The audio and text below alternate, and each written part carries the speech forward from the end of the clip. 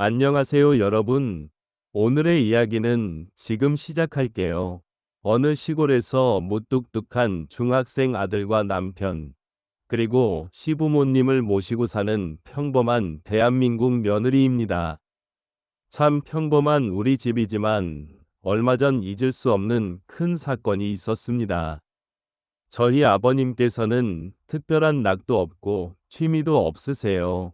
그저 농사일이 끝나면 집에서 말없이 텔레비전을 보다가 주무시는 게 전부였습니다. 반대로 어머님은 틈만 나면 동네 어머님들과 어울려서 고스톱도 치고 이곳저곳 다니시며 활발히 활동을 해오셨죠. 이렇게 두 분이 극단적으로 다른 스타일이다 보니 언제부턴가 아버님이 외로워 보이고 걱정이 되더라고요.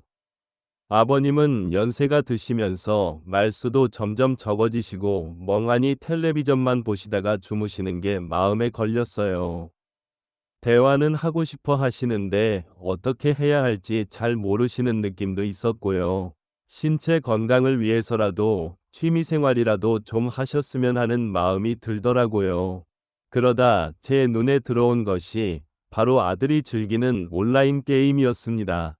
온라인 게임에 너무 빠져서 게임만 찾는다면 문제가 되겠지만 우리 아들 같은 경우에는 그 게임 속 세상을 통해서 스트레스도 풀고 사람들과 교류도 하면서 취미생활로 잘 조절을 하는지라 손주와 할아버지 사이도 돈독해지고 좋지 않을까 하는 생각이 들었습니다.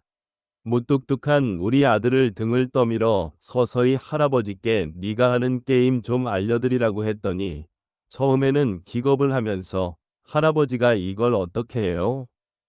하더라고요. 그래도 본성이 착한 녀석인지라 이런 게 어른들도 배우면 좋을까요? 못한다는 것은 내 편견일 수도 있지 하더니 할아버지를 모시고 오더라고요.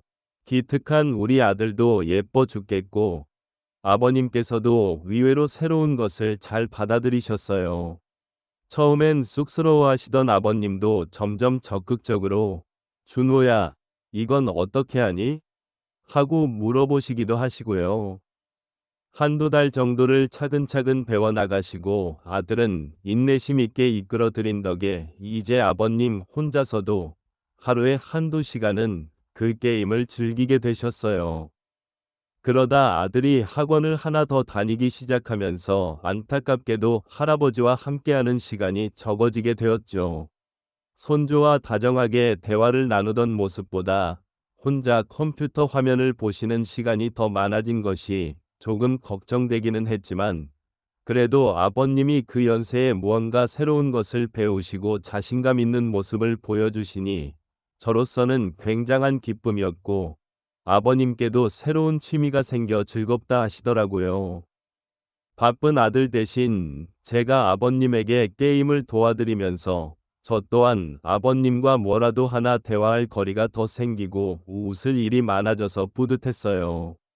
저희 시어머니께서는 늙어서 애들처럼 무슨 컴퓨터 게임을 하냐며 못마땅해 하시기도 했지만 그래도 아버님께서 변하는 모습을 보시고는 저에게 잘했다, 잘했다 우리 며느리 하시며 칭찬을 해주셨어요. 그러던 어느 날 갑자기 저희 친정 어머님께서 크게 편찮으셔서 제가 한동안 멀리 있는 친정을 오가야 할 때가 있었어요.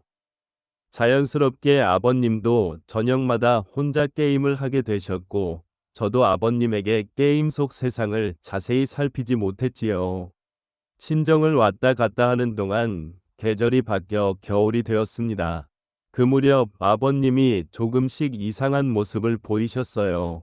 마치 누군가에게 쫓기기라도 하는 것처럼 어둡고 불안한 모습을 자꾸 보이시길래 저와 어머님이 무슨 일이냐 물으면 냅다 성질을 버럭 내시더라고요.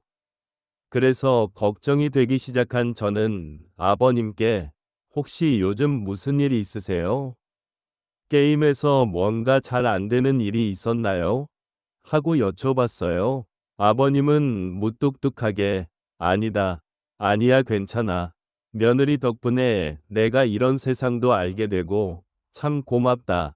하시면서도 어딘가 불안한 모습을 감추지 못하셨어요. 그리고 그날 새벽 일이 벌어지고 말았지요. 그날따라 잠이 오지 않아서 뜬 눈으로 밤을 새우고 있는데 어디선가 흐느끼는 소리가 들렸습니다. 머리털이 쭈뼛 서더라고요. 도대체 누가 이런 소리를 내는 걸까 싶었는데 아버님이셨습니다. 식탁에서 고요히 오열이 점점 커지더니 울음 섞인 고함 소리가 들리는데 딱 아버님 목소리더라고요. 남편도 그때 놀라서 깨고 어머님도 일어나서 거실로 뛰어나오셨어요.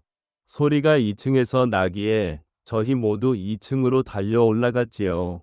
2층 테라스로 연결된 문을 활짝 열어둔 채 아버님께서 그곳에서 막 가슴을 치며 울고 계신 거예요. 술도 잘 못 드시는 분이 소주는 언제 드셨는지 옆에는 소주병이 3개나 나뒹굴고 있더라고요. 너무 놀라서 아버님, 왜 그러시는 거예요?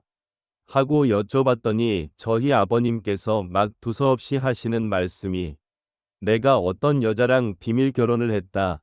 그러시더라고요. 저도 시어머니도 남편도 너무 놀라서 눈이 휘둥그레졌어요. 도대체 그게 무슨 말씀이세요? 자세히 좀 말씀해 보세요. 하는데 아버님은 이미 너무 취하셔서 제정신이 아니었어요. 내가 유망한 것을 꼬여서 큰 돈을 갖다 바치고 나는 죽어도 싸다. 민폐만 끼치는 이 몸 얼른 죽어야겠다. 하시며 뛰어내리려고 하시는 거예요. 그 오밤중에 저희는 아버님 팔다리를 붙들고 뛰어내리지 못하게 막고 아버님은 알 수 없는 말씀만 계속하시더니 그대로 잠이 드셨어요. 큰돈을 누구에게 어떻게 줬다는 건지 결혼했다는 사람은 또 누군지 어머님과 저희 부부는 그대로 밤을 꼴딱 새게 되었죠. 그런데 이 소란을 조용히 지켜보던 우리 아들이 갑자기 컴퓨터를 켜더니 그 새벽에 게임을 하더라고요. 넌 지금 이 시간에 무슨 게임을 해? 내일 학교 가야지. 무슨 컴퓨터를 켜고 그러니? 하고 제가 타일렀죠. 그러니 우리 아들이 하는 말이 엄마, 할아버지 계정 확인 좀 할 게 있어서요. 혹시 게임에서 사기다 했을지도 모르니까 한번 확인해 볼게요. 하는 거예요. 순간 어쩐지 그럴 것 같은 예감이 들어서 가슴이 쿵 내려앉았습니다. 어머니 놀라셔서 뭐야, 게임 속에서 사기를 당할 수 있니? 하니 아들이 그럴 수도 있죠.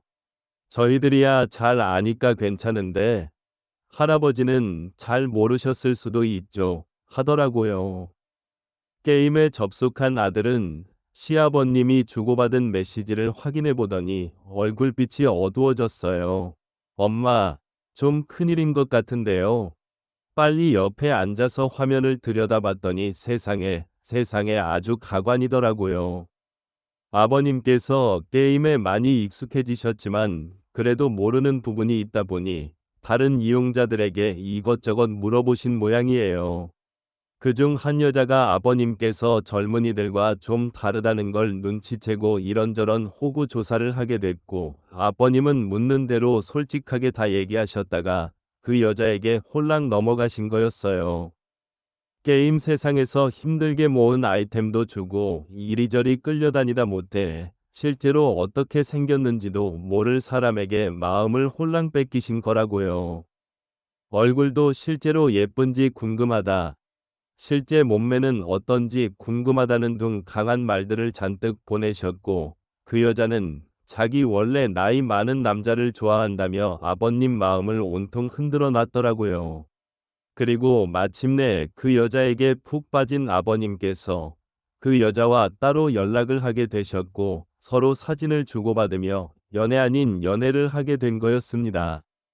몇 달을 그렇게 지내다가 여자가 마침내 돈이 필요하다 하자 제법 큰 돈을 송금하셨더라고요. 아버님이 모아둔 피 같은 8천만 원을 뜻밖의 기록을 확인했을 때 가슴이 무너져 내렸습니다. 부랴부랴 사이버 범죄 관련 부서에 신고를 넣고 은행에도 연락해보고 정신이 쏙 빠지게 바빴던 며칠이었습니다. 아버님은 계속 어깨가 축 처져 계셨고요.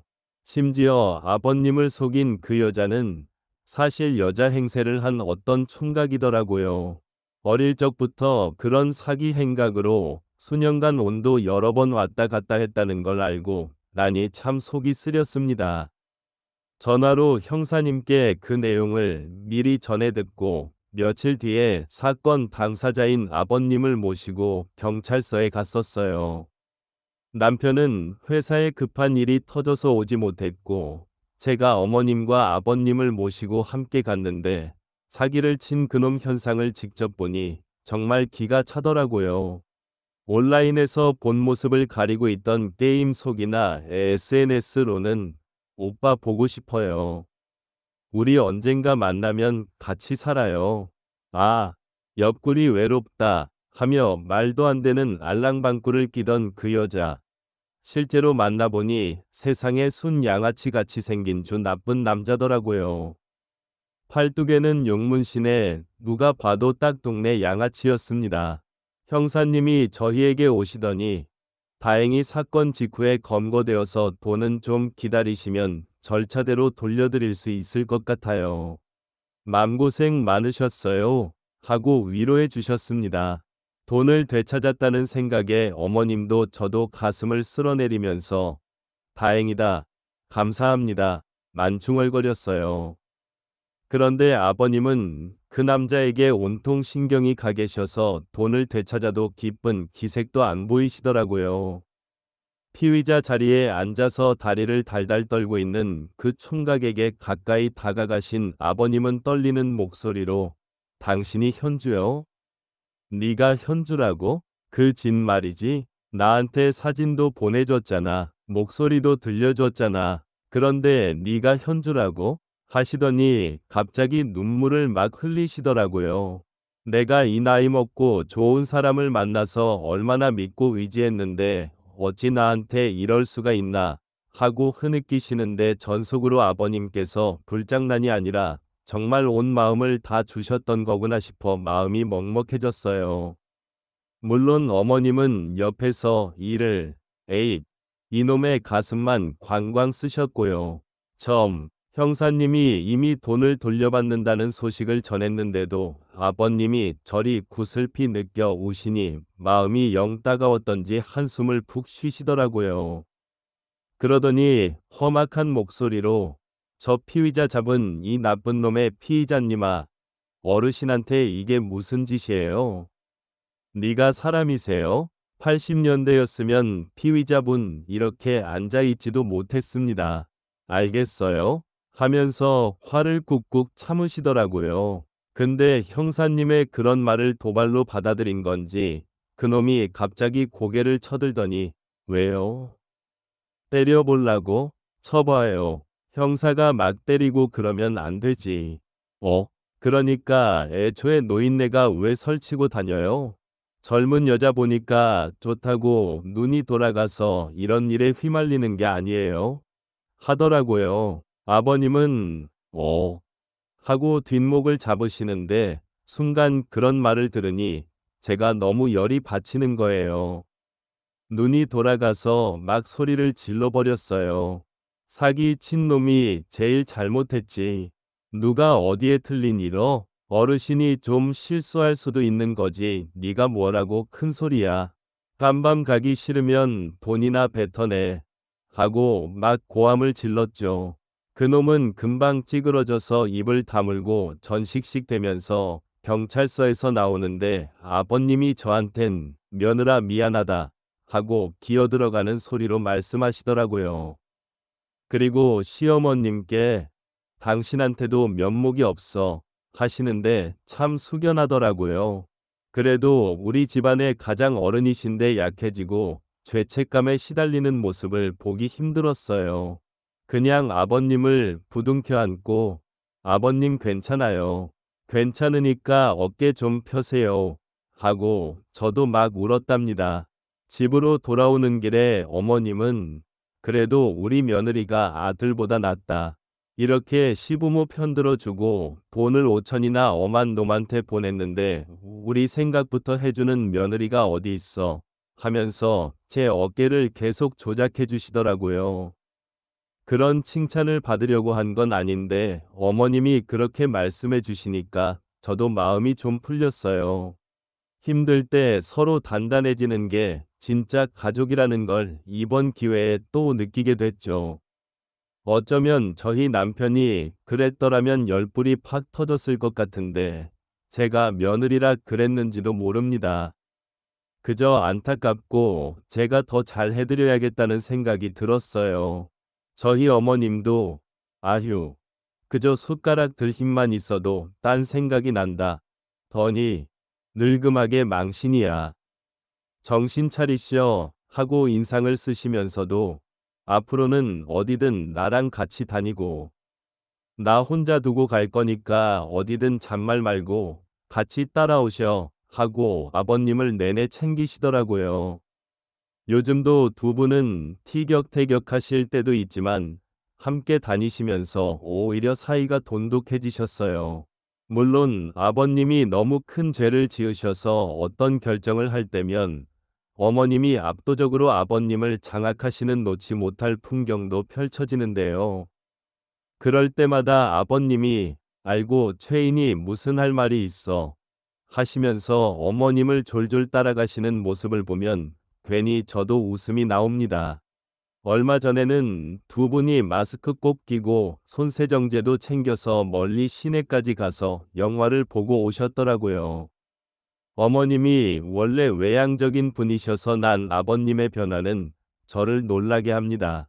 원래 말수가 없고 내성적이셨던 게 아니라 어느 한 명을 외롭게 하지 않는 가족의 분위기 같은 것이 아버님을 더 활기차게 만들어주는 것 같아요. 그런 모습을 보며 처음부터 컴퓨터 게임을 추천해 드릴 것이 아니라 아버님이 외로워하시지 않게 더 말을 많이 걸어드리고 가족끼리 함께 바깥 활동을 많이 했으면 어땠을까 하는 생각이 들더라고요. 그렇게 인생의 교훈을 얻고 요즘은 남편을 따라 두 분을 모시고 우리 아들과 함께 저녁 산책이라도 늘 함께 하도록 노력하고 있습니다. 이야기를 끝까지 들어주셔서 감사합니다. 저희는 또 다른 사연으로 찾아뵙겠습니다. 구독, 좋아요, 알림 설정까지 사랑합니다. 까지 사랑합니다. 까지 사랑합니다.